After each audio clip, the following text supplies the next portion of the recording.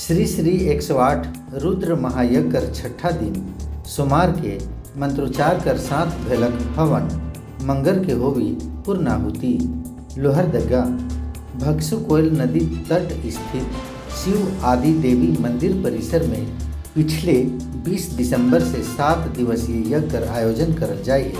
यज्ञ कर शुभारंभ 1101 कलश के साथ शहर के भारी संख्या में माई बहन द्वारा कलश यात्रा से करल जाए रहे हुए मंत्रोच्चार विधि विधान के साथ पूजन भंडारा और मथुरा से आवल कथावाचक शिवांजलि किशोरी जी द्वारा रोज कथा सुनावल जाते। लोग उनकर मधुर मुख से कथा सुन ज्ञान हासिल करत रहें हुए यज्ञ स्थल में पूजा पाठ के साथ बच्चा मनकर मनोरंजन ले रमढुलुआ ब्रेक डांस खिलौना आदि का दुकान लगावल जाए। जन कल्याण ले देश का विभिन्न राज्य से उज्जैन सहित तमिलनाडु से नागा बाबा तपस्वी संत जी महाराज मन पधारे हैं। मंगर के यज्ञ कर पूर्ण हवन पूर्णाहुति के बाद महाभंडारा कर साथ ही सभी संत महाराज जी मन के विदाई करल जाए। उंगलियां निकल आए तो मैया लोग कहती हैं 5 की जगह जब 6 उंगलियां। बुढ़ापा जब आए तो याद रहेगा कि पिताजी मुझे देते थे। क्योंकि पिता जब वृद्ध होते हैं आने लगे भगवान बहुत बड़ा है।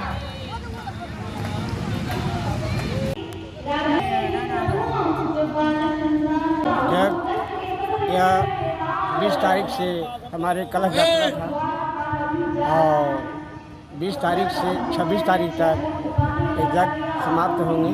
यज्ञ में हवन पूजन साधु संत का ग्रह संकट सारा विधि विधान चल रहा है। उनके लोग आ रहे हैं और यहाँ का भंडारा का प्रसाद कथा हो रही है, रामलीला हो रही है। रामलीला हो रही है। यहाँ झुलवा हैं बच्चे लोग को खेलने के लिए।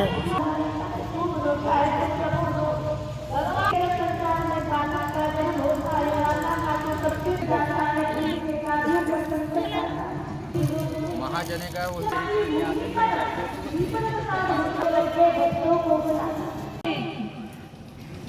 मदरा पान करने वाले सब नशेड़ी लोगों को लोग जोड़ लेते हैं तो आप लोग क्या कम होंगे।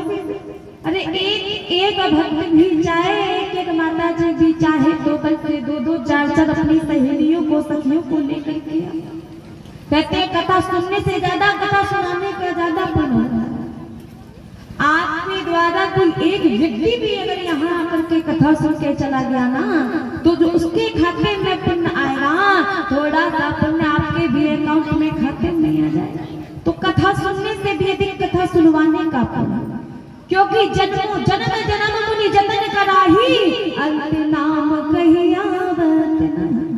कलयुग में लोगों को समय नहीं है, यहाँ तो मन लगाना पड़ता है। तो कृपा करो इतना प्रयास करो कि आपके द्वारा कोई भी व्यक्ति भूला भटका कोई बच्चा कोई बूढ़ी माता जी कोई भी मिले यथा कथा ये प्रकार कैसे भी बने व्यक्ति कथा में आ जाए तो भाविक भावे न ख्याल सहु नाम जपति मंगल विसित।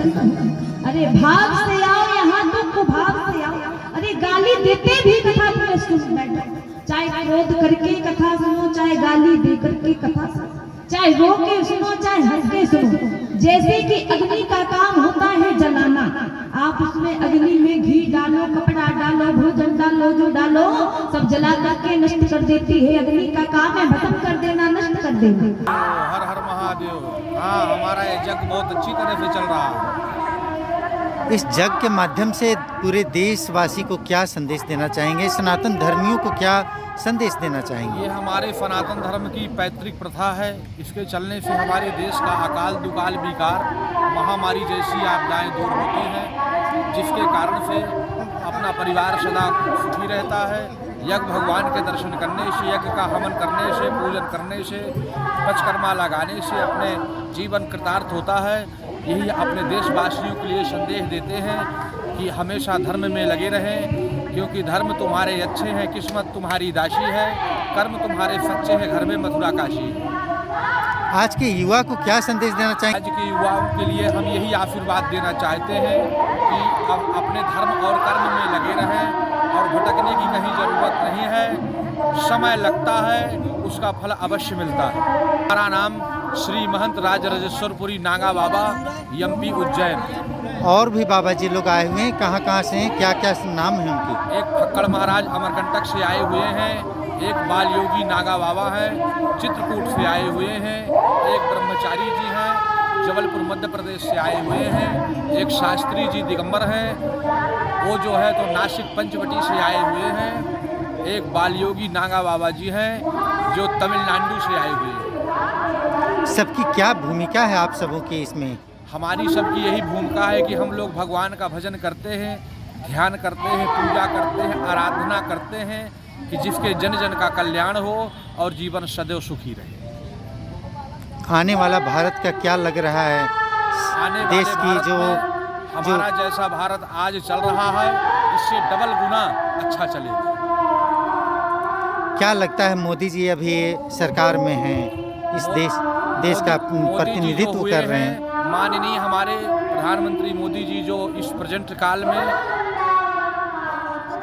पीएम साहब हैं, हम यही संदेश देना चाहते हैं कि वो जब तक रहे हैं तब तक तो ये देश का अपने कल्याण ही है, न भी रह जाएंगे तो उनके बाद उनके आशीर्वाद से, सबके आशीर्वाद से इस सदन में ऐसे नेता बैठेंगे, ऐसे प्रधानमंत्री बनेंगे कि जो हमारा भारत कभी भी झुक नहीं सकता, किसी आगे की ओर बढ़ेगा।